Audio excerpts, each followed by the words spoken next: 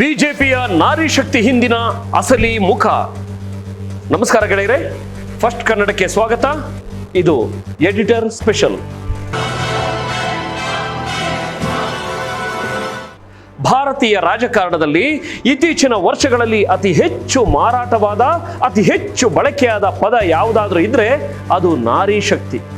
ಪ್ರತಿ ಬಾರಿಯೂ ಚುನಾವಣೆ ಹತ್ತಿರ ಬಂದಾಗಲೆಲ್ಲ ವೇದಿಕೆಗಳ ಮೇಲೆ ನಿಂತು ಮಹಿಳಾ ಸಬಲೀಕರಣದ ಬಗ್ಗೆ ರೋಮಾಂಚಕ ಭಾಷಣ ಮಾಡುವ ನಾಯಕರು ವಿರೋಧ ಪಕ್ಷಗಳನ್ನ ನಾರಿ ಶಕ್ತಿಯನ್ನ ಸೋಲಿಸಿದವರು ಅಂತ ಟೀಕಿಸ್ತಾರೆ. ನಮ್ಮ ಸಂವಿಧಾನದ 14 ಮತ್ತು 15ನೇ ವಿಧಿಗಳು ಪ್ರತಿಯೊಬ್ಬರಿಗೂ ಸಮಾನತೆ ಮತ್ತು ತಾರತಮ್ಯವಿಲ್ಲದ ಬದುಕನ್ನ ಖಾತ್ರಿಪಡಿಸುತ್ತವೆ. ಆದರೆ ವಾಸ್ತವದಲ್ಲಿ ಅಧಿಕಾರದಲ್ಲಿ ಈ 12 ವರ್ಷಗಳ ಅವಧಿಯಲ್ಲಿ ಮಹಿಳೆಯರ ಸಮಸ್ಯೆಗಳನ್ನ ಬಗೆಹರಿಸುವಲ್ಲಿ, ಅವರ ಸುರಕ್ಷತೆ ಮತ್ತು ಸಮಾನತೆಗಾಗಿ ಇವರು ನಿಜಕ್ಕೂ ಮಾಡಿದ್ದೇನು? ಇಂದು ನಾವು ಯಾವುದೇ ಮುಲಾಜಿಲ್ಲದೆ ನೇರವಾಗಿ ವ್ಯವಸ್ಥೆಯ ಕಣ್ಣಿಗೆ ಕಣ್ಣಿಟ್ಟು 10 ಪ್ರಶ್ನೆಗಳನ್ನು ಕೇಳಲಿದ್ದೇವೆ. ನಾರಿ ಶಕ್ತಿ ಬಗ್ಗೆ ಬಾಯಿ ತುಂಬ ಮಾತನಾಡುವವರೇ, ದಯವಿಟ್ಟು ಈ ಪ್ರಶ್ನೆಗಳಿಗೆ ಉತ್ತರ ಕೊಡಿ. ಮಹಿಳಾ ಮೀಸಲಾತಿ ಮುಂದೂಡಿಕೆಯ ನಾಟಕ. ಪ್ರಶ್ನೆ 1. ಮಹಾಸ್ವಾಮಿಗಳೇ, ಮಹಿಳಾ ಮೀಸಲಾತಿ ಮಸೂದೆಗೆ ನೀವೇಕೆ 10 ವರ್ಷ ಬೆಂಬಲಿಸಲಿಲ್ಲ? ಪ್ರಧಾನಿ ಮೋದಿ ಅವರು ನಿನ್ನೆ ಸಂಸತ್ತಿನಲ್ಲಿ ಮಹಿಳಾ ಮೀಸಲಾತಿ ಮಸೂದೆಯನ್ನ ಐತಿಹಾಸಿಕ ಅಂತ ಕರೆದು ವಿರೋಧಿಸಿದವರನ್ನ ಮಹಿಳೆಯರು ಕ್ಷಮಿಸೋದಿಲ್ಲ ಅಂದರು. ಆದರೆ 2014ರಲ್ಲಿ ಬಹುಮತದೊಂದಿಗೆ ಅಧಿಕಾರಕ್ಕೆ ಬಂದ ನಿಮ್ಮ ಸರ್ಕಾರ ಮೊದಲ ದಿನದಿಂದಲೇ ಈ ಮಸೂದೆಯನ್ನ ಜಾರಿಗೆ ತರಲು ಯಾಕೆ ಕ್ರಮ ಕೈಗೊಳ್ಳಿಲ್ಲ ಸ್ವಾಮಿ? 10 ವರ್ಷಗಳ ಕಾಲ ನಿಮ್ಮದೇ ಆಡಳಿತದಲ್ಲಿ ಇದನ್ನ ನಿರಂತರವಾಗಿ ಮುಂದೂಡಲಾಯಿತು. ಕೊನೆಗೂ 2023ರಲ್ಲಿ ಮಸೂದೆ ಪಾಸ್ ಆದಾಗ ಅದನ್ನ ತಕ್ಷಣ ಜಾರಿಗೆ ತರದೆ ಜನಗಣತಿ ಹಾಗೂ ಕ್ಷೇತ್ರ ಪುನರ್ವಿಂಗಡಣೆ ಅಂದ್ರೆ ಡಿಲಿಮಿಟೇಷನ್ ನಂತರವೇ ಅಂದ್ರೆ 2029ರ ಸುಮಾರಿಗೆ ಜಾರಿಗೆ ತರುವ ಷರತ್ತು ವಿಧಿಸಲಾಯಿತು. ಈ ಷರತ್ತು ಮಹಿಳೆಯರಿಗೆ ತಕ್ಷಣದ ನ್ಯಾಯ ನೀಡೋದನ್ನ ತಪ್ಪಿಸುವ ಕೇವಲ ಒಂದು ನೆಪ ಮಾತ್ರವಲ್ಲವೇ? ಹಕ್ಕುಗಳನ್ನ ಮುಂದೂಡೋದು ಕೂಡ ಹಕ್ಕುಗಳ ನಿರಾಕರಣೆಯೇ ಅಲ್ವೇ ಸ್ವಾಮಿ? ನಾಯಕರ ನಾಲಿಗೆ ಮತ್ತು ನಾರಿ ಶಕ್ತಿಯ ಘನತೆ.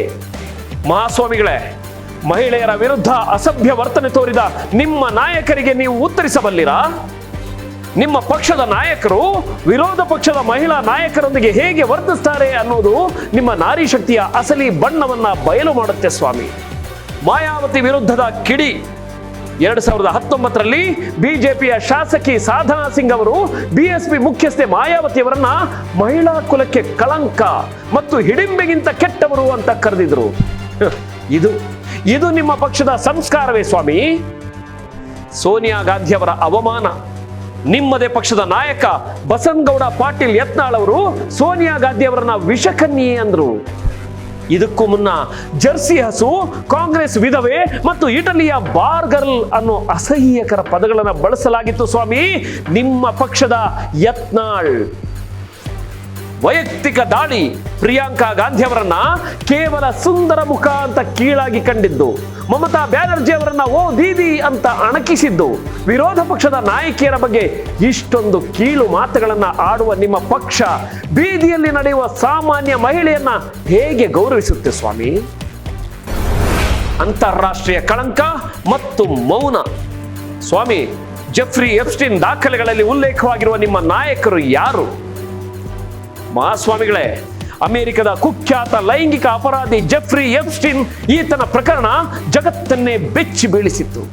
ಈತನ ಬಹಿರಂಗಗೊಂಡ ದಾಖಲೆಗಳಲ್ಲಿ ನಿಮ್ಮ ಕೇಂದ್ರ ಸಚಿವ ಹರ್ದೀಪ್ ಸಿಂಗ್ ಪುರಿ ಅವರ ಹೆಸರು ತಳಕು ಹಾಕಿಕೊಂಡಿದೆ.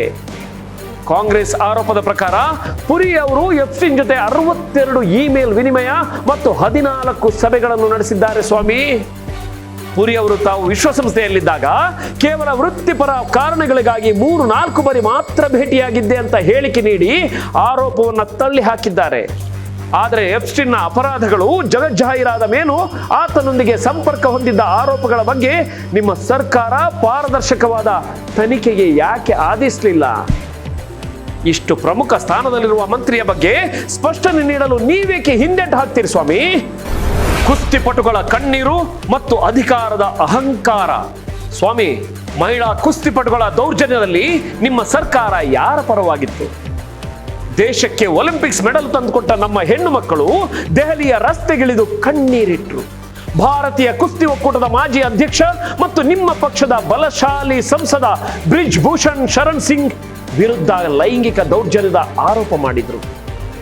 ದೆಹಲಿ ಪೊಲೀಸರು ಸಲ್ಲಿಸಿದ 1000 ಪುಟಗಳ ಚಾರ್ಜ್ ಶೀಟ್ನಲ್ಲಿ ಬ್ರಿಜ್ ಭೂಷಣ್ ವಿರುದ್ಧ ಲೈಂಗಿಕ ಕಿರುಕುಳ, ದೌರ್ಜನ್ಯ ಮತ್ತು ಹಿಂಬಾಲಿಸುವಿಕೆಯ ಆರೋಪಗಳನ್ನು ಸ್ಪಷ್ಟವಾಗಿ ದಾಖಲಿಸಲಾಗಿದೆ.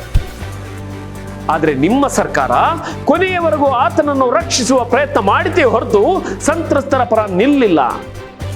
ದೇಶದ ಕೀರ್ತಿ ಪತಾಕೆ ಹಾರಿಸಿದವರನ್ನೇ ನಡು ರಸ್ತೆಯಲ್ಲಿ ಪೊಲೀಸರಿಂದ ಎಳೆದಾಡಿಸಿದ ಈ ನಡೆ ನಾರಿ ಶಕ್ತಿಗೆ ನೀವು ಮಾಡಿದ ಘೋರ ಅಪಮಾನವಲ್ಲವೇ ಸ್ವಾಮಿ? ಉನ್ನಾವೋ ಮತ್ತು ಹತ್ರಾಸ್ ಕಣ್ಮರೆಯಾದ ನ್ಯಾಯ. ಸ್ವಾಮಿ, ಉನ್ನಾವೋ ಪ್ರಕರಣದ ಅನಾಥೆ ಮತ್ತು ಸತ್ತ ಸಂಬಂಧಿಕರ ನೆನಪು ನಿಮಗಿಲ್ವೇ? ಉತ್ತರ ಪ್ರದೇಶದ ಉನ್ನಾವದಲ್ಲಿ ನಿಮ್ಮದೇ ಪಕ್ಷದ ಮಾಜಿ ಶಾಸಕ ಕುಲದೀಪ್ ಸಿಂಗ್ ಸೆಂಗರ್ ಓರ್ವ ಅಪ್ರಾಪ್ತೆಯ ಮೇಲೆ ಅತ್ಯಾಚಾರ ಎಸಗಿದ್ದ. ನ್ಯಾಯಕ್ಕಾಗಿ ಆಕೆಯ ತಂದೆ ಹೋರಾಡ್ತಿರುವಾಗಲೇ ಆತನನ್ನ ಕೊಲೆ ಮಾಡಲಾಯಿತು. ಬಲಿಪಶುವಾದ ಆ ಹೆಣ್ಣು ಮಗಳ ಕುಟುಂಬವನ್ನ ಅಪಘಾತದ ಮೂಲಕ ಮುಗಿಸುವ ಯತ್ನವೂ ನಡೆಯಿತು. ದೆಹಲಿ ಹೈಕೋರ್ಟ್ ನಿಯಮಗಳ ತಾಂತ್ರಿಕ ಲೋಪದ ಆಧಾರದ ಮೇಲೆ ಸೆಂಗರ್ ಜಾಮೀನಿನ ಮೇಲೆ ಹೊರಬಂದಾಗ ಆ ಬಲಿಪಶು ಹೆಣ್ಣು ಮಗುವಿನ ಕಣ್ಣೀರಿಗೆ ಯೋಗಿ ನೇತೃತ್ವದ ನಿಮ್ಮ ಸರ್ಕಾರದ ಬಳಿ ಉತ್ತರವಿದೆಯೇ ಸ್ವಾಮಿ? 6ನೆಯ ಪ್ರಶ್ನೆ, ಸ್ವಾಮಿ, ಹತ್ರಾಸ್ನ ದಲಿತ ಮಹಿಳೆಯ ಮೇಲಿನ ದೌರ್ಜನ್ಯವನ್ನ ಮರೆಯಲು ಸಾಧ್ಯವೇ? 2020ರಲ್ಲಿ ಹತ್ರಾಸ್ನಲ್ಲಿ ನಡೆದ ಆ ಭೀಕರ ಘಟನೆ ನಮ್ಮ ಯುವ ಜನತೆ ಎಂದಿಗೂ ಮರೆಯೋದಿಲ್ಲ. ದಲಿತ ಯುವತಿಯೊಬ್ಬಳ ಮೇಲೆ ಸಾಮೂಹಿಕ ಅತ್ಯಾಚಾರ ನಡೆಸಿ ಕೊಲೆ ಮಾಡಲಾಯಿತು. ಆದರೆ ಉತ್ತರ ಪ್ರದೇಶ ಸರ್ಕಾರ ಇದನ್ನ ಪಿತೂರಿ ಅಂತ ಕರೆದು ಸುಪ್ರೀಂ ಕೋರ್ಟ್ನಲ್ಲಿ ಯಾವುದೇ ಅತ್ಯಾಚಾರದ ಲಕ್ಷಣಗಳಿಲ್ಲ ಅಂತ ವಾದಿಸಿತು ಸ್ವಾಮಿ. ಮಧ್ಯರಾತ್ರಿ 2:30ಕ್ಕೆ ಆಕೆಯ ಮುಖವನ್ನು ನೋಡಲು ಕುಟುಂಬಕ್ಕೆ ಅವಕಾಶ ನೀಡದೆ ಪೊಲೀಸರೇ ದೇಹವನ್ನ ಸುಟ್ಟು ಹಾಕಿದ್ರು. ಸಂತ್ರಸ್ತೆಯನ್ನ ಯಾರೋ ಒಬ್ಬಳು ಅಂತ ಕಸದಂತೆ ಕಂಡ ನಿಮ್ಮ ವ್ಯವಸ್ಥೆ ನಾರಿ ಶಕ್ತಿಯ ರಕ್ಷಣೆ ಮಾಡ್ತದೆಯೇ ಸ್ವಾಮಿ? ಕಥುವಾದ ಕಂದಮ್ಮ ಮತ್ತು ಬಿಲ್ಕಿಸ್ ಬಾನೋ ಪ್ರಕರಣದ ಕ್ರೂರ ವಾಸ್ತವ ನಮ್ಮ 7ನೇ ಪ್ರಶ್ನೆ. ಸ್ವಾಮಿ, 8 ವರ್ಷದ ಬಾಲಕಿಯ ಕಥುವಾ ಅತ್ಯಾಚಾರದಲ್ಲಿ ನಿಮ್ಮ ಸಚಿವರ ಪಾತ್ರವೇನು? ಜಮ್ಮು ಮತ್ತು ಕಾಶ್ಮೀರದ ಕಥುವಾದಲ್ಲಿ ಕೇವಲ 8 ವರ್ಷದ ಪುಟ್ಟ ಕಂದಮ್ಮನನ್ನ ಕೂಡಿ ಹಾಕಿ ಅತ್ಯಾಚಾರ ಮಾಡಿ ಕೊಂದ್ರು. ಆದರೆ ಆ ಅಪರಾಧಗಳ ಪರವಾಗಿ ರ್ಯಾಲಿ ನಡೆಸಿದ್ದು, ಸಮರ್ಥಿಸಿದ್ದು ನಿಮ್ಮದೇ ಸಚಿವರು. ಅಂದಿನ ಜಮ್ಮು ಕಾಶ್ಮೀರದ ಉಪಮುಖ್ಯಮಂತ್ರಿ ಬಿಜೆಪಿಯ ಕವಿಂದರ್ ಗುಪ್ತಾ ಈ ಭೀಕರ ಘಟನೆಯನ್ನ ಒಂದು ಸಣ್ಣ ಘಟನೆ, ಚೋಟಿ ಸಿ ಬಾತ್ ಅಂತ ಕರೆದರು. 8 ವರ್ಷದ ಮಗುವಿನ ಅತ್ಯಾಚಾರ ಮತ್ತು ಸಾವು ನಿಮಗೆ ಕೇವಲ ಒಂದು ಸಣ್ಣ ಘಟನೆಯಾಗಿದೆಯೇ ಸ್ವಾಮಿ? ನಮ್ಮ 8ನೆಯ ಪ್ರಶ್ನೆ, ಸ್ವಾಮಿ, ಬಿಲ್ಕಿಸ್ ಬಾನೋ ಪ್ರಕರಣದ ದರೋಡೆಕೋರರನ್ನ ಸ್ವಾಗತಿಸಿದ್ದು ನಿಮ್ಮದೇ ಸರ್ಕಾರ ಅಲ್ವಾ? 2002ರ ಗುಜರಾತ್ ಗಲಭೆಯಲ್ಲಿ ಬಿಲ್ಕಿಸ್ ಬಾನೋ ಮೇಲೆ ಸಾಮೂಹಿಕ ಅತ್ಯಾಚಾರ ನಡೆಸಿ ಆಕೆಯ 3 ವರ್ಷದ ಮಗು ಸೇರಿದಂತೆ 7 ಕುಟುಂಬಸ್ಥರನ್ನ ಕೊಚ್ಚಿ ಕೊಲ್ಲಲಾಗಿತ್ತು. ಇಂತಹ ನರ ರಾಕ್ಷಸರಾದ 11 ಜನರನ್ನು 2022ರಲ್ಲಿ ನಿಮ್ಮದೇ ಗುಜರಾತ್ ಸರ್ಕಾರ ಸನ್ನಡತೆಯ ಆಧಾರದ ಮೇಲೆ ಮುಂಚಿತವಾಗಿ ಜೈಲಿನಿಂದ ಬಿಡುಗಡೆ ಮಾಡಿತು ಸ್ವಾಮಿ. ಹೊರಬಂದ ಅವರಿಗೆ ವಿಎಚ್ಪಿ ನಾಯಕರು ಹೂಮಾಲೆ ಹಾಕಿ ಸ್ವಾಗತಿಸಿದರು. 2024ರ ಜನವರಿಯಲ್ಲಿ ಸುಪ್ರೀಂ ಕೋರ್ಟ್ ಗುಜರಾತ್ ಸರ್ಕಾರದ ಈ ಬಿಡುಗಡೆಯನ್ನ ಅಧಿಕಾರದ ದುರ್ಬಳಕೆ ಅಂತ ರದ್ದುಪಡಿಸಿ ಅವರೆಲ್ಲರನ್ನ ಮತ್ತೆ ಜೈಲಿಗೆ ಕಳುಹಿಸಿತು. ಇಷ್ಟೊಂದು ದೊಡ್ಡ ಮಟ್ಟದ ಮಹಿಳಾ ದೌರ್ಜನ್ಯಕ್ಕೆ ನೀವು ನೀಡಿದ ಈ ಪ್ರೋತ್ಸಾಹವನ್ನ ಸಮರ್ಥಿಸಿಕೊಳ್ಳಬಲ್ಲಿರಾ ಸ್ವಾಮಿ? ಮಣಿಪುರದ ಬೆತ್ತಲೆ ಮೆರವಣಿಗೆ ಮತ್ತು ಅಂಕಿತಾ ಭಂಡಾರಿಯ ಕಣ್ಣೀರು ನಮ್ಮ 9ನೇ ಪ್ರಶ್ನೆ. ಮಹಾಸ್ವಾಮಿ, ಮಣಿಪುರದ ಮಹಿಳೆಯರ ಬೆತ್ತಲೆ ಮೆರವಣಿಗೆ ವೇಳೆ ನೀವೆಲ್ಲಿ ಅಡಗಿದ್ದೀರಿ? 2023ರಲ್ಲಿ ಮಣಿಪುರದಲ್ಲಿ ಹಿಂಸಾಚಾರ ಭುಗಿಲೆದ್ದಾಗ 2 ಮಹಿಳೆಯರನ್ನ ಬೆತ್ತಲೆಗೊಳಿಸಿ ಬೀದಿಯಲ್ಲಿ ಮೆರವಣಿಗೆ ಮಾಡಿದ ವಿಡಿಯೋ ಜಗತ್ತನ್ನೇ ಬೆಚ್ಚಿ ಬೀಳಿಸಿತು. ನಿಮ್ಮ ಕೇಂದ್ರ ಸರ್ಕಾರ ತಿಂಗಳುಗಟ್ಟಲೆ ಈ ಪ್ರಕರಣದಲ್ಲಿ ಮೌನವಾಗಿತ್ತು ಸ್ವಾಮಿ. ಬದಲಿಗೆ ನಿಮ್ಮ ನಾಯಕರು ಪಶ್ಚಿಮ ಬಂಗಾಳದಲ್ಲಿ ನಡೆದ ಘಟನೆಗಳನ್ನು ಎತ್ತಿ ಹಿಡಿದು ಮಣಿಪುರದ ದುರಂತವನ್ನ ಸಮರ್ಥಿಸಲು ಅಥವಾ ದಾರಿ ತಪ್ಪಿಸಲು ಪ್ರಯತ್ನಿಸಿದ್ರು.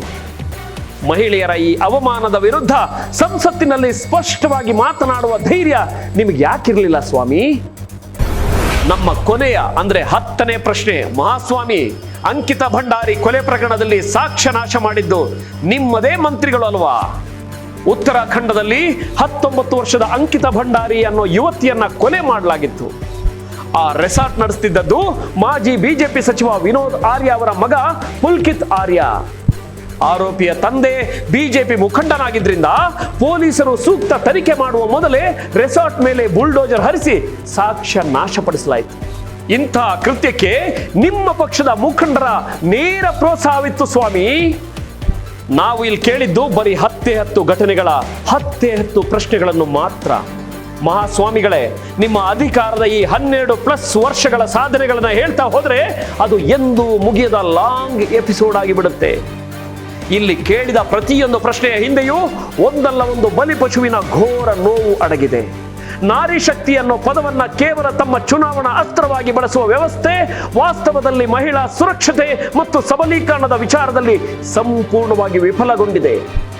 ನಿಮ್ಮ ಸ್ವಂತ ಪಕ್ಷದ ನಾಯಕರು ಮಹಿಳೆಯರ ವಿರುದ್ಧ ಅಸಹ್ಯಕರ ಮಾತುಗಳನ್ನಾಡಿದ್ರು, ನಿಮ್ಮ ಸಚಿವರು ಅಂತಾರಾಷ್ಟ್ರೀಯ ಲೈಂಗಿಕ ಅಪರಾಧಿಗಳೊಂದಿಗೆ ಸಂಪರ್ಕ ಹೊಂದಿದ್ರು, ನಿಮ್ಮ ಸರ್ಕಾರಗಳ ಅವಧಿಯಲ್ಲೇ ದೇಶದಾದ್ಯಂತ ಮಹಿಳೆಯರ ಮೇಲಿನ ದೌರ್ಜನ್ಯದ ಘಟನೆಗಳು ನಡೆದು ಸಾಕ್ಷ್ಯ ನಾಶವಾದರೂ ನೀವು ಮೌನವಾಗಿರುವುದು ಸೂಕ್ತವೇ ಮಹಾಸ್ವಾಮಿ? ಈಗ ದಯವಿಟ್ಟು ನಿಲ್ಲಿಸಿ. ಅವಮಾನಿತಳಾದ ಪ್ರತಿಯೊಬ್ಬ ಮಹಿಳೆಯ ನೆನಪಿಗಾಗಿ, ಇಂದಿಗೂ ನ್ಯಾಯಕ್ಕಾಗಿ ಹಂಬಲಿಸುತ್ತಿರುವ ಪ್ರತಿಯೊಂದು ಕುಟುಂಬದ ಪ್ರಾರ್ಥನೆಗಾಗಿ ಯುವ ಜನತೆ ನಿಮ್ಮನ್ನು ಪ್ರಶ್ನಿಸುತ್ತೆ. ನೀವು ಉತ್ತರಿಸಲೇಬೇಕಾದ ಸಮಯ ಇದು. ಸ್ವಾಮಿ, ನಿಮ್ಮ ಉತ್ತರಕ್ಕಾಗಿ ನಾವು ಕಾದಿರುತ್ತೇವೆ. ಸೊ ಇದು ಇವತ್ತಿನ ಫಸ್ಟ್ ಕನ್ನಡದ ಎಡಿಟರ್ ಸ್ಪೆಷಲ್. ಈ ವಿಡಿಯೋ ಕುರಿತ ನಿಮ್ಮ ಅನಿಸಿಕೆಗಳನ್ನು ಕಮೆಂಟ್ ಮಾಡಿ ಮತ್ತು ಸತ್ಯದ ಧ್ವನಿಯಾಗಿರುವ ಫಸ್ಟ್ ಕನ್ನಡಕ್ಕೆ ಬೆಂಬಲಿಸಿ. ಯಾಕಂದ್ರೆ ಇದು ಕೇವಲ ಸುದ್ದಿ ಹೇಳಿ ಎಪಿಸೋಡ್ ಮುಗಿಸುವ ಕಾರ್ಯಕ್ರಮವಲ್ಲ, ಇದೊಂದು ಚಳುವಳಿ. ನೋಡ್ತಾ ಇರಿ ಫಸ್ಟ್ ಕನ್ನಡ, ಆಗೋದಲ್ಲ ಒಳ್ಳೆಯದಕ್ಕೆ. ನಮಸ್ಕಾರ. ಜೈ ಹಿಂದ್, ಜೈ ಕರ್ನಾಟಕ.